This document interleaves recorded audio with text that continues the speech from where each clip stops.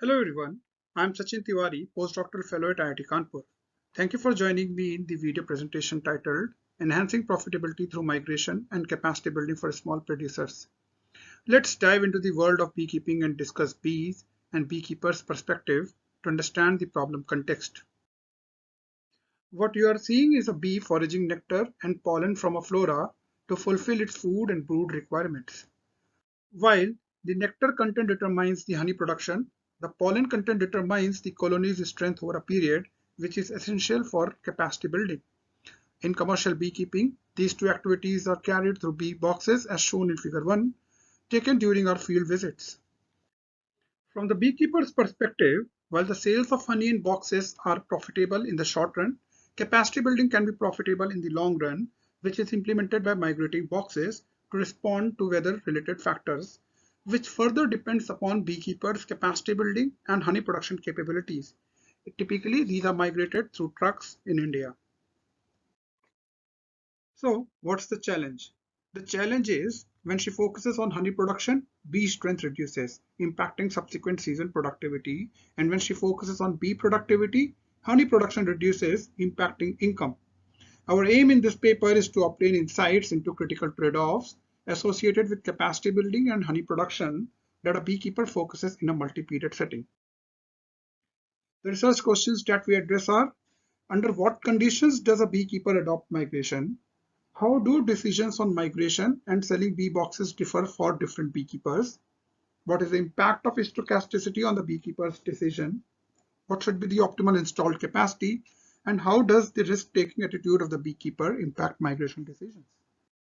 Well, we develop an intertemporal analytical model to address the dilemma of a risk-neutral beekeeper by considering a two-period planning horizon. In the first period, which is lean period in India when honey production is less, the beekeeper decides to migrate to a pollen-rich flora to enhance the capacity and multiply the boxes. In the second period, the beekeeper decides to sell some of the boxes as she expects higher box prices, and with the remaining number of boxes, she drops honey production. The objective is to maximize expected profit over the planning horizon.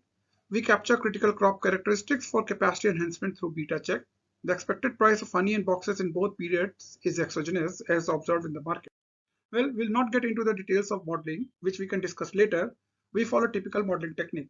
The beekeeper's profit function in first period, pi1xm. Here, first term reflects the revenue from selling the honey produced in the market. The following three terms reflects the cost of box migration, the cost of honey production, and the cost of procuring boxes to set up installed capacity. The beekeeper's profit function in the period 2 depends on box sales at the start, given the prior migration level xm and the installed capacity x1. First term is the second period honey revenue. Second term is the revenue from selling excess boxes at the period start. And third term is the honey production cost. So what does a beekeeper solve? Beekeeper's problem in the second period is to maximize her profit by deciding the units of boxes to sell subject to capacity balancing constraints. The beekeeper's problem in the first period is the weighted sum of both periods, considering her second period optimal decisions. The parameter delta is the beekeeper's profit discounting parameter. A smaller parameter value of delta reflects a myopic beekeeper and a larger reflects a far-sighted. We consider delta between 0 and 1. Accordingly, the beekeeper's first period problem is to maximize her discounted profit over the planning horizon by determining the number of boxes to migrate subject to capacity balancing constraints. Let us discuss the results now. Solving through backward induction, we obtain selling boxes is optimal only when the number of migratory boxes exceeds a certain threshold, given as xm lower bar, and the beekeeper's optimal strategy to sell boxes in the market is uniquely described as xs star xm. Well, substituting the optimal values and solving the beekeeper's first period problem, we obtain proposition 2 as shown. We can see a far-sighted large beekeeper migrates and partially sells the boxes as shown as R4. A far-sighted small beekeeper migrates and increases the capacity and do not sell the boxes as shown as R2. While a myopic beekeeper with high installed capacity does not migrate but rather partially sells the boxes shown as R3, and a small myopic beekeeper neither migrates nor sells the boxes, instead focus on honey production shown as R1. Well, these findings imply that a large beekeepers boost their profit by selling boxes as well as honey, irrespective of whether they are myopic or far-sighted, whereas small ones rely on honey alone and add migration-based capacity building only when they are far-sighted. Well, the key takeaways for policymakers and regulators are that they may consider enhancing the myopic beekeepers' installed capacities to avoid the shortage of honey supply in the market in the lean season, especially summers in India. We now extend our deterministic model to examine the implications of uncertainty in pollen content during migration. Why do we consider that? Well, crop yields are highly susceptible to external factors ranging from shifting weather patterns such as floods and droughts to pest infestations. We consider two pollen content levels, high and low.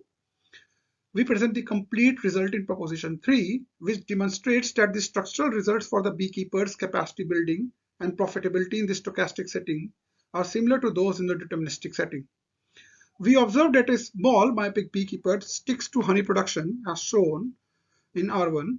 A large myopic one sells boxes regardless of pollen content realized as shown in R3.